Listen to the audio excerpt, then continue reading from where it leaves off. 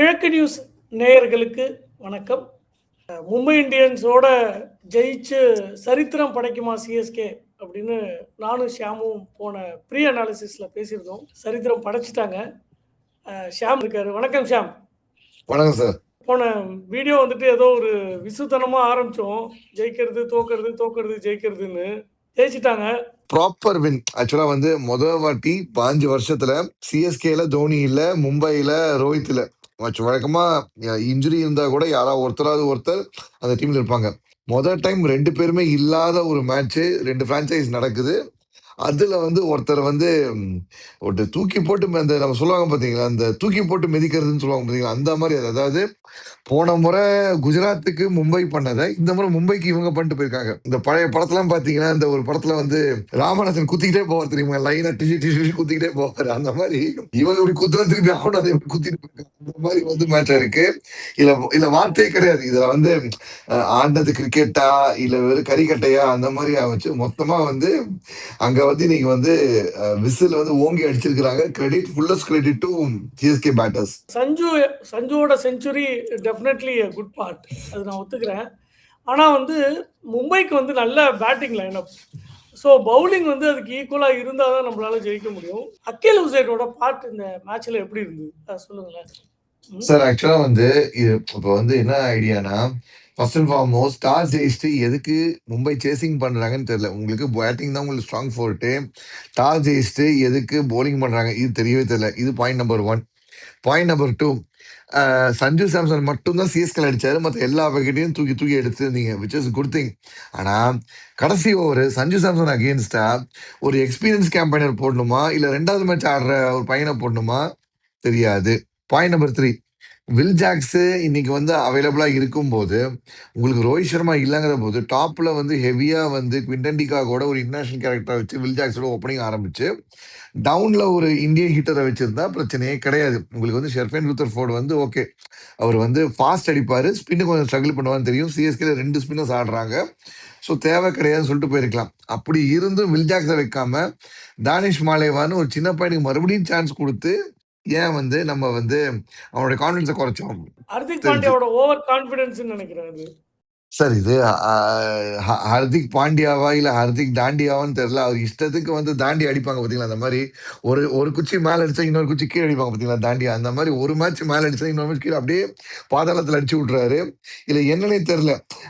அவர் வந்து அதாவது இன்னைக்கு வந்து ஆக்சுவலா வந்து என்ன சொல்றாங்க சார், மும்பை இந்தியன்ஸ் மாதிரி ஆடவே இல்லை, மும்பை பாகிஸ்தானிஸ் மாதிரி ஆடி இருக்காங்க. போலிங் ஆச்சு அட்லீஸ்ட் வந்து உங்களுக்கு 230 போயிருக்கீங்க டார்கெட். சஞ்சு அடிச்ச வேகத்துக்கு நடுவுல வந்து சர்ஃப்ராஸ் காட்டின காட்டுக்கு அந்த பக்கம் ருத்ராஜ் உங்களுக்கு பேட்டிங் பாத்தீங்கன்னா சூப்பரா வந்து ஆடிட்டு இருந்தாரு. வர்ற எல்லாரும் ஒரே இன்டர்ன். சிஎஸ்கே பொறுத்த வரைக்கும் டூபே மட்டும்தான் வந்து ஏதோ ட்ரெயினை மறந்துட்டு வந்த மாதிரி பொறுமையா ஆடிட்டு இருந்தாரு. மற்ற எல்லாருமே வந்து நான் வந்து அவசரமா ஃபிளைட்டை பிடிக்க போனுங்கிற மாதிரி வராங்க அடிக்கிறாங்க போறாங்க, வர்றாங்க அடிக்கிறாங்க போறாங்க, இந்த மாதிரி அடிச்சு போயிட்டு இருந்தாங்க. சஞ்சு அங்க பாட்டு ஒரு ஓரத்தில் நின்ட்டாரு. அவர் பார்த்தது கிடைக்கிற சான்ஸை மட்டும் ஃபாலோ பண்ணி போயிடுறாரு. முதல் ஒரு 20 பாலுக்கு 200 ஸ்ட்ரைக் ரேட்ல ஆடிட்டு இருந்த சஞ்சு அதுக்கப்புறம் கொஞ்சம் குறைச்சிட்டு ஏன்னா விக்கெட் போகணும் சார். ஆனா ஏத்தாப்புல இருக்கவங்க எல்லாருமே 200 மேல அடிச்சிருந்தாங்க. டெவால் ப்ரோஸ் ஒரு சின்ன கேமியோ, ஓவர்டன் ஒரு கேமியோ, சர்ஃப்ராஸ் ஒரு கேமியோ, எல்லாருமே குட்டி குட்டி கேமியோ. நான் வந்து 230 240 எதிர்பார்த்தேன். Exactly sir. அங்கிருந்து கம்மி இல்ல, அங்கிருந்து இவ்வளவு 2 ரன் புல் பண்ணது பெரிய விஷயம். உங்களுக்கு வந்து நடுவுல வந்து மும்பை போட்ட ஓவர்ஸ்ல அஸ்வினி குமாரும் பும்ரா போட்ட ஓவர்ஸ் நடுவுலனா செமையா போடுறது. 3 ரன் 5 ரன்லாம் போலிங்க கொடுத்துட்டு இருந்தாங்க, செமையா வந்து போட்டுட்டு இருந்தாங்க. ஸோ அப்படி இருக்கும்போது மொமெண்டம் மும்பை கிட்ட இருந்துச்சு. பட் எப்போ அங்க வந்து அக்கீல் ஹுசைனை வந்து வச்சாங்களோ, அக்கீல் ஹுசைனை ஓபன் பண்ணி வச்சாங்களோ, அங்கேயே வந்து கேமர்ஸ் பிலாங் டு சிஎஸ்கேன்னு சொல்லுவேன். ஏன்னா இன்னைக்கு அந்த பிக்சர் கொஞ்சம் கிரிப் இருந்துச்சு. நம்ம முன்னாடி நீங்க சொல்லிட்டு இருப்பீங்க அக்கீல் ஹுசைன் ஆடணும்னு சொல்லிட்டு இருந்தீங்க. ஆனா வந்து இவரு தோனி கிடையாது, ருத்ராஜ் பேசஸ் நம்பிட்டு இருந்தாரு. பட் இன்னைக்கு யாரோ ஒருத்தர் சொல்லிட்டாரு போல் இருக்கு, தயவுசெய்து சொல்றதை கேளு, இந்த பிளானை மட்டும் போட்டு ஃபாலோ பண்ணு அப்படிங்கிற மாதிரி வந்து சொல்லி அமைச்சிருந்தாரு போல இருக்கு. அந்த இதை ஃபாலோ பண்ணி ஸ்டிக் ஆன் பண்ணாரு. அக்கீல் ஹுசைனை குவிண்டன் டிகாக் டேக் ஆன் பண்ணாரு.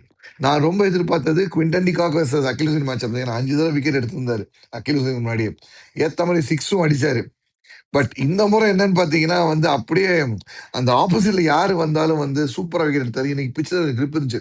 மும்பை ஸ்பின்னர்ஸே கிட்டத்தட்ட 8 ஓவர் போட்டு கிட்டத்தட்ட ஒரு 60 சொச்ச ரன் கொடுத்து 3 விக்கெட் எடுத்தாங்க. கசன்பர் ஒரு பக்கம் 2 விக்கெட்டு, தென் சாண்ட்னர் சூப்பரா வந்து புடிச்சு போட்ட விக்கெட்னு எடுத்தாரு.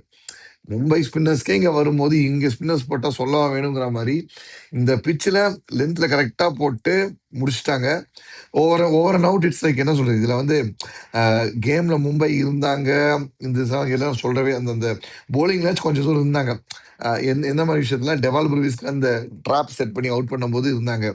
டூபேக்கு எந்த எந்த டூபேக்கு ஸ்பின்னு வந்து வாக்கோ அதே ஸ்பின்ல வாட்டமா ஒரு போலிங் போட்டு அவுட் பண்ணும். அதுலயே எடுத்தது அதுல விஷயம். அடுத்து சர்ஃப்ராஸ் கானுக்கு ஒரு பாலை போட்டாங்க பாருங்களேன், அது ஒரு மாதிரி ஆத்தி போடுறதுன்னு சொல்லுவாங்க நம்ம லோக்கல்ஸ்ல. கிளறுமா ஆத்தி போடு, அது தூக்கி தூக்கி போடுறது. தூக்கி தூக்கி ஒரு மாதிரி ஆத்தி போடு அப்படின்பாங்க. நாங்க என்ன சொல்லுவோம்னா லோக்கல் இதுல வந்து ஆயா பால் அப்படிங்கிற மாதிரி சொல்லுவோம். ரொம்ப பொறுமையா வந்து அவர் ஏதாவது கூப்பிட்டு ஆயா விட்டு அடிக்க சொன்னா கூட அடிக்கும். அந்த மாதிரி பால் தான் சொல்லுவோம் லோக்கல் நாங்கள் சொல்லும்போது. ஏன்னா உங்களுக்கு அந்த லெவல் கீழே வரும், டாஸ் பண்ணி போடும்போது அவ்வளவு தூரம் வரும், ஒன்றும் பண்ண முடியாது. எல்லாத்தையும் சூப்பரா பண்ணாங்க. போலிங் வைஸ் இதுல வந்து நீட்டா இருந்தாங்க. பேட்டிங் தான் சொல்லுங்க, போலிங் வைஸ் மும்பை இந்தியன்ஸ் தான் கொஞ்சமாச்சும் இருந்தாங்க. பேட்டிங் அப்போ மும்பை பாகிஸ்தானி ஆயிட்டாங்க. பவுலிங்ல இன்னும் ஒரு இடம் மட்டும் சொல்லணும். 70th ஓவர் வந்து பும்ரா சான்ஸே இல்ல.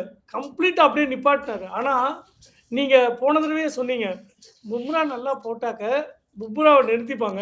அப்புறமா அடிப்பாங்க. அந்த 4 ஓவர் வேணா நிறுத்திக்கலாம்னு சொல்லி நிறுத்திப்பாங்கன்னு. ஆமா, சாம்சன் வந்து கன்னாபின்னான்னு சுத்தாம, பொறுமையா இருந்ததுனால, கடைசி ஓவர்ல செஞ்சுரியும் போட்டாரு. 6, 4, 4ன்னு. ஸோ, அவருக்கு செஞ்சுரியாவும் முடிஞ்சது. நல்லா இல்லன்னா 200 வந்திருக்குமான்னு சந்தேகம். 200 வந்து ஒரு மொரல் பூஸ்டிங் டோட்டல்.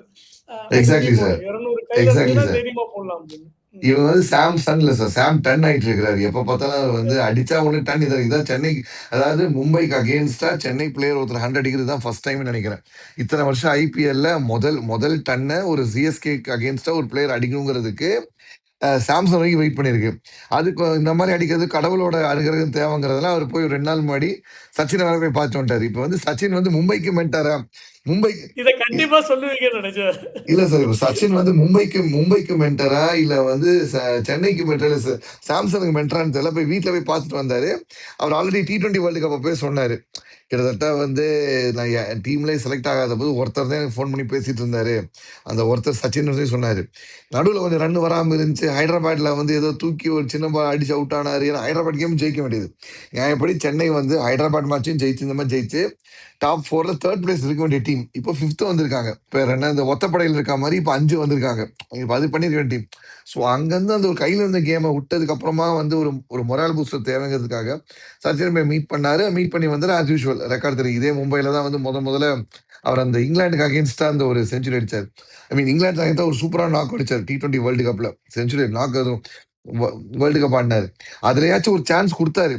ஒரு கேட்ச், டிராப் கேட்ச் இருந்துச்சு. இங்க அது கூட இல்லை, எங்கேயுமே சான்ஸ் கொடுக்கல. ஒரே ஒரு சான்ஸ் அந்த பும்ராவோட அந்த ஃப்ரீ ஹிட் பால் எல்பிடபிள்யூ ஆனது. அந்த யாக்கர் பால் எல்பிடபிள்யூ பும்ரா கை காமிச்சாரு, நீ அவுட் அப்படின்னு. ஆமா தெரியும். நோ பால் நோபாலோட ஃப்ரீ ஹிட். நோ பால் இது.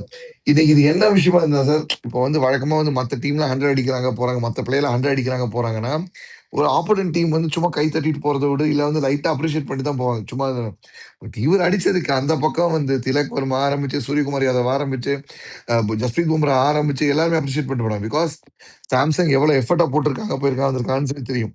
ஸோ அந்த இன்னைக்கு வந்து நம்ம அன்னைக்கு சொன்ன மாதிரியா, அன்னைக்கு மேட்ச் ஜிடி கூட வந்து திலக் அடிச்ச போது GT lost to Tilak Varma by 1 run அப்படிங்கிற மாதிரி போட்டேன். இன்னைக்கு ஆல்மோஸ்ட் கிட்டத்தட்ட அப்படிதான் மேட்ச் கிட்டத்தட்ட பார்த்தீங்கன்னா பாதிக்கு ரன் தான் வந்து போயிருக்குது. 103 ரன்ஸ் கிட்ட வந்து ஒரு ஒரு ஒரு தம்பிங்க கொடுத்துருக்காங்க. ஸோ இதுக்கப்புறம் வந்து மும்பை, லக்னோ, கேகேஆர் இவங்க மேல போக முடியாது. ஆனா மத்தவங்க குடியே கெடுக்கலாம். புடிச்சு இறக்கி விடுறது, எவனை நீ எங்க போறீங்க வா அப்படின்னு பிடிச்சி சொல்லி பண்ணலாம். சௌத்ரியோட மதர் வந்து இறந்து தவறிட்டாங்க. ஆமா, டியூஸ்டே தவறினாரு. அதுக்காக டீமே வந்து மோன் பண்ணாங்க. அவரும் என்னோட ஒரு பெஸ்ட்டை வந்து பிளாக் பேண்ட் போட்டு ஆடினாங்க. அவரு இன்னைக்கு வந்து செமையா ஆடினாரு. உங்களுக்கு அந்த வாங்கடையை பொறுத்த வரைக்கும் 3 ஓவர் அந்த ஒரு பால் கொஞ்சம் அந்த ஒரு ஸ்விங் இருக்கும், அதை யூஸ் பண்ணிக்கிட்டா போதுங்கும் போது ஓவர்ல விக்கெட் இவங்க தட்டிட்டாங்க. So they're high on confidence. So அப்படி இருக்கும்போது அந்த ஸ்விங்கை வந்து திருப்பி ஒரு ஒரு யூட்டிலைஸ் பண்ணி போடுறதுக்கு ஒரு எக்ஸ்ட்ரா வந்து பவர் பிளேல வந்துட்டு மும்பை இந்தியன்ஸ் அடிக்கவே விடலையே. ஒரு லூஸ் பாலும் போடல. ஒரு வந்து பேர் என்ன அந்த ஒரு வைடு போடுறது. இப்போ இதே மும்பை பவர் பிளே பார்த்தீங்கன்னா பும்ரா ஒருத்தர் தான் வந்து கொஞ்சம் கண்ணியமா போட்டாருன்னு சொல்லலாம். தென் அடுத்து வந்து கசன் ஃபர் கொஞ்சம் நீட்டா போட்டார். அதுக்கு நடுவில் ஹார்திக் பாண்டியா 2 ஓவர் 38. அந்த 2 ஓவர் 38லாம் வந்து நத்திங் பால். அதுல நோ பால் அடிக்கிற போறான்னு சொல்லி வந்து நிறைய இது பண்ணாரு. ஸோ இந்த மாதிரிலாம் லூஸ் பால் சிஎஸ்கே போடாம இருந்தாங்க. Definitely they know for a fact இங்க ஜெயிச்சோம்னா இங்க இருந்து ஒரு மொமெண்டத்தை பிக் பண்ணி அப்படியே பிளே ஆஃப்ல போகலாம். பிகாஸ் அவங்க 2 வருஷமா பிளே ஆஃப் போல. 2023 டைட்டில் அடிச்சதுக்கு அப்புறமா 2 வருஷம் பிளே ஆஃப் போல. அண்ட் இது என்ன சொல்லுவாங்க, ஆல்ரெடி நிறைய பேச ஆரம்பிச்சோம். ருத்ராஜ் வந்து இத்தனை மேட்ச் தோத்துட்டு வந்துட்டு இருக்காரு, அவர் ஹோம்ல ஜெயிக்க மாட்டாரு, அந்த மாதிரி எல்லாம் சொல்லிட்டு போயிட்டு வந்துருக்கணும். ஸோ அந்த மாதிரி இருக்கும்போது everything got in the mind. அதனால ருத்து அன்னைக்கு ஒரு டிஃப்ரெண்டான கேமும் ஆடினார். அந்த ஒரு யூஸ்வலா அந்த ஒரு ஒரு தொட்டு விட்டு ஆடுற கேம் இல்லாம இன்னைக்கு கொஞ்சம் அட்டாக்கிங்கும் ஆட போய் ஸ்பின்னர் அட்டாக் பண்ண போய் தான் அவுட் ஆனார். So which is a good thing. ஒரு ஒரு பெரிய ரன்ஸ் அவர் பேட்ல இருந்து வர வேண்டியது. பட் அதுக்காக வெயிட்டிங் இருக்கு. ஆயுஷ் மாத்திரைங்கிற ஒரு யங்ஸ்டர் இல்லைனாலும் CSK had a great power play. So அந்த பவர் பிளே வைஸ் அவங்க டிக் பண்ணதான் சரி, மிடில் ஓவர்ஸ்ல இருந்து அந்த 10 ஓவர் மார்க்ல கொண்டு வந்தாலும் சரி, எங்க தப்பு பண்ணாங்கன்னா அந்த 10 ஓவர் அடிச்ச ஸ்கோரர் அடுத்த 10 ஓவர்ஸ் மல்டிப்ளை பண்ணல. பட் பரவாயில்ல, இந்த இந்த பிச்சுக்கு பிச் இந்த கண்டிஷனுக்கு வந்து தே ப்ரூவ் இந்த ஸ்கோரே போதுங்க அப்படிங்கிற மாதிரி பண்ணாங்க. Full credit to CSK. இது நம்ம வந்து நம்ம என்ன சொன்னாலும் ஒன்றும் சொல்ல முடியாது இது அவங்களுக்கு. மும்பை எங்க ஃபெயில் ஆனாங்க ஆக்சுவலா? பவுலிங் எனக்கு தெரிஞ்சு ஓரளவு கட்டைட்டா போட்டாங்க. பேட்டிங்ல எங்க ஃபெயில் ஆனாங்க? நான் வந்து ஹானஸ்டா கேட்டீங்கன்னா நான் வந்து I would have said Will Jackson மாதிரி ஒரு பிளேயர் அவைலபிலிட்டி வந்துட்டாரு. உங்களுக்கு ரோஹித் சர்மாங்கிற எக்ஸ்பீரியன்ஸ் இல்லை. ஸோ நான் என்ன பண்ண, ஓப்பனிங் நல்லா செட் பண்ணாதான் எனக்கு கீழே செட் பண்ணும். எனக்கு ஃபினிஷிங் கூட நான் வந்து I can have someone like வந்து பேர் என்ன, ஒரு மயங்க் ராவத்னு ஒரு டெல்லி பிரீமியர் லீக்ல சூப்பர் அடிச்ச பையன் ஒருத்தர் இருக்கான். அவனை உள்ள இன்க்ளூட் பண்ணியிருப்பேன். சாண்டனரே அடிப்பாரு. சாண்டனரே நல்லாவே he is a good timer of the ball. ஆனா சாண்டனர் ஆக்சுவலா அந்த கேட்ச் பிடிக்கும்போது இதாயிடுச்சுன்னு நினைக்கிறேன். தோள்பட்டை புடிச்சு கையில. இப்ப அது என்ன நிலைமைன்னு தெரியல. இப்ப அது என்ன ஒரு விஷயம்னு தெரியல. அதை வந்து நம்ம செக் பண்ணி பார்க்கணும். எங்க அவங்க தப்புனாங்கன்னா, எல்லா அனலிஸ்ட் எல்லா ரிவ்யூ ஷோ மேட்சோட வந்து சொன்னவங்க பத்தி பாத்தீங்கன்னா, மும்பை வந்து இந்த டீம் கன் டீம் சொல்லிட்டு இருந்தாங்க. when they can't make it up, அது கண்டிப்பா நான் கிரிக்கெட்டிங் ரீசனுக்காக தான் இருக்கும் அப்படிங்கிற மாதிரி சொல்றாங்க. ஏதோ ஒரு வந்து நம்ம ஃபீல்ட்ல பாக்குறது வேற, உள்ள நடக்கிறது வேறயா தெரியல. ஏன்னா போன மேட்ச் ஒருத்தர் வந்து அந்த உருவேத்துற மாதிரி பக்கத்துல சொல்லி சொல்லி சொல்லி சொல்லி ஆடிட்டு இருந்தாரு.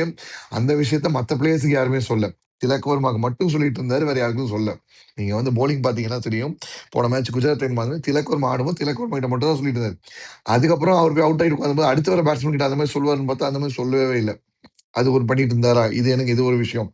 2வது விஷயம், வில் ஜாக்ஸை உள்ள கொண்டு வந்துட்டு அந்த புது பையன் மாலேவாருக்கு பதிலா அந்த மயங்க் ராவத்தை கீழே ஹிட் பண்ணி விட்டுருந்தா, நீங்க அவர் வந்து லோக்கல் இந்த போலர் முகேஷ் சௌத்ரி மாதிரி ஒரு போலரோ இல்ல குர்ஜம்னீத் சிங்கோ அந்த பையன் வந்து டொமஸ்டிக்ல ஃபேஸ் பண்ணிருப்பான். ஏன்னா ஓவர் 10 உங்களுக்கு வரதுக்கு முன்னாடி இந்த மாதிரி ஓவரா ஃபேஸ் பண்ணி இந்த மாதிரி போலர்ஸை ஃபேஸ் பண்ணியிருப்பான். முகேஷ் சௌத்ரி, குர்ஜம்னீத் சிங், தென் வந்து அன்ஷுல் காம்போ வச்சு டொமஸ்டிக்ல ஃபேஸ் பண்ணியிருப்பான். So domestic bowlers domestic batter டேக் ஆனது பிரச்சனை கிடையாது. ஆனா Akeal Hosein, Kagiso Rabada, over 10 இந்த மாதிரி பிளேயர்ஸ் எல்லாம் ஃபேஸ் பண்ணது கஷ்டம். அது மாலேவார் அன்னைக்கு ரபாடா கிட்ட போனாரு, இன்னைக்கு அகில் ஹுசைன் போனாரு. Both are world class players. அதுல எந்த சேஞ்சும் கிடையாது. ஸோ அந்த சேஞ்ச் நீ கொண்டு வந்திருக்கணும். உனக்கு அகில் ஹுசைன் அகேன்ஸ்டா மேட்ச் அப் யாரை கொண்டு வந்திருக்கணும்னா வில் ஜாக்சன் கொண்டு வரும். டீம் செலக்ஷன் இங்க தப்பாச்சுல சார். இங்க தப்பானது அப்படியே வந்து மொத்தமா போயிடுச்சு சார். உங்களுக்கு நமந்தி எல்லாம் வந்து உங்களுக்கு வந்து ஐபிஎல் ஸ்டாண்டர்ட் இருந்தாலும் அவர் இன்டர்நேஷனல் சார். அகில் ஹுசைன் இன்டர்நேஷனல் சார். நீங்க வந்து அப்படி ஒரு ஷாட் அடிக்கிறதுலாம் தப்பு இல்லை சார். ஸோ இவங்க வந்து டாக்டிக்கலா அங்க ஃபெயில் ஆனாங்க. அதான் சொல்றேன் சார். போலிங் போடும்போது மும்பை இந்தியன்ஸா நீல கலர் ஜெர்சியை போட்டு போனாங்க. பேட்டிங் போடும்போது மும்பை பாகிஸ்தானியா பச்சை கலர் ஜெர்சி போட்டு ஆடிட்டு இருந்தாங்க. இந்த ஆர்சிபி ஒரு மேட்ச் போட்டு வருவாங்க பாத்தீங்கன்னா பச்சை கலர், அந்த மாதிரி பச்சை கலரை போட்டு ஆடிட்டு இருந்தாங்க. சூரியகுமார் யாதவும் திலக் வர்மும் எதுக்கு ஆடினாங்கன்னா, அந்த பனிஷ்மெண்ட் ஆனாங்கன்னா 49 ஆல் அவுட் ஆனி இன்னைக்கு தான் வந்து 8வது வருஷமா 7வது வருஷமா ஆர்சிபி 49 ஆல் அவுட் ஆகி 7வது வருஷமோ 8வது வருஷமோ தான். அதை ஆயிடக்கூடாதுங்கிறதுக்காக இவங்க வந்து கொஞ்சம் நின்று ஆடின மாதிரி எனக்கு தெரியும். சீரியஸா வந்து ஏன்னா ஒண்ணு நீ டெஸ்ட் மேட்சுக்கு போற டீம் ஆடிட்டு இருக்கியா, அந்த ஒரு சாலிட் டிஃபென்ஸ், ஹெட் டவுன், பால் வந்து உன் காலை தாண்டி கிரீஸ்குள்ளே இருக்கணும், அந்த மாதிரி டிஃபென்ஸ் ஆடிட்டு இருந்தாங்க. ஆக்சுவலா அந்த அந்த மிடில் ஓவர்ஸ்ல திலக்கும் சூரியகுமாரும் வந்து கிட்டத்தட்ட ஒன் டே மோடுக்கு போயிட்டாங்க. T20 மோட்ல விளையாடவே முடியல. ஒன் டே மோடு, அது டெஸ்ட் வந்து மோடு, டெஸ்ட் 20, டெஸ்ட் மோடுன்னு வச்சுக்கோங்க. அதுக்கு மெயின் கிரெடிட் வந்து நீங்க வந்து சிஎஸ்கே பவுலர்ஸுக்கு கொடுக்கணும்னு நினைக்கிறேன். ஏன்னா முதல் 2 மேட்ச் சிஎஸ்கே பவுலர்ஸ் வந்து ரத்லெஸ்ஸா அடிச்சாங்க. சிஎஸ்கே பவுலர்ஸ் ஒன்றும் சரியா விளையாடவே முடியல அவங்களால. எனக்கு தெரிஞ்சு அதுக்கப்புறம் லாட் ஆஃப் இம்ப்ரூவ்மெண்ட் ஆக்சுவலா. ஃபர்ஸ்ட் சீசன் ஆரம்பிக்கும் போது இந்த டீம் பேட்டிங் தான் ஸ்ட்ராங்க, போலிங் வீக்னு சொன்னாங்க. பட் அப்படியே மாத்தி வச்சிருக்காங்க. இப்ப நீங்க வந்து பர்பிள் ஹோல்டர் வந்து Anshul Kamboj. So fullest credit for CSK for pulling அந்த போலர்ஸ் ஸ்கேல் அப் பண்ணி அடிக்கிறதுக்கு. எங்க அவங்க தோத்தாங்கன்னா பேட்டர்ஸ் கரெக்டா இந்த ஒரு ஒரு ரைஸ் அப் ஆகாத அக்கேஷனுக்கு ரைஸ் ஆகாதனால தான் அவங்க தோத்தாங்களோன்னு தோணுது. இப்போதைக்கு அவங்க என்ன 3 மேட்ச் ஏதாவது தோத்துருக்காங்களா? 6 7 மேட்ச்ல வந்து 3 வின்னு 4 லாஸா? அவங்க லோஸோன மேட்ச் எல்லாம் பார்த்தீங்கன்னா, அவங்க பேட்டர்ஸ் அவங்க ரைஸ் டு தி அக்கேஷன் இல்லாம ஆடியிருக்காங்க. அதனால தான் அந்த விஷயமே ஆயிருக்குது.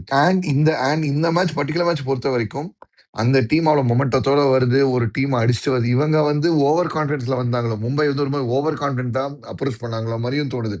குஜராத் மாரி ஒரு டாப் டீமே அடிச்சிட்டோம். 100 ரன்ல 100 ரன் வித்தியாசத்துல அடிச்சிட்டோம். இவங்கள அடிச்சிட மாட்டோமா அப்படிங்கிற மாரி ஒரு ஆட்டிட்யூட்ல வந்த மாரி இருந்துச்சு. ஸோ அது also played into CSK's positiveness. இப்ப எதிராளி நம்ம வந்து என்னைக்குமே நம்ம வந்து சமமா நினைக்கிறோம். நீங்க வந்து ஆள் வந்து எப்படி இருந்தாலும் போனாலும் வந்தாலும், எதிராளி தான். வந்திருக்காங்கன்னா வந்திருக்கான் அந்த எதிராளி தான். சும்மா கிடையாது. So treat your opponent in the same way like how you do. Give them same respect, treat him with the same thing. நீங்க கொஞ்சம் ரொம்ப லைட்டா அவர் எடுத்துட்டீங்கன்னு வச்சுங்களேன்.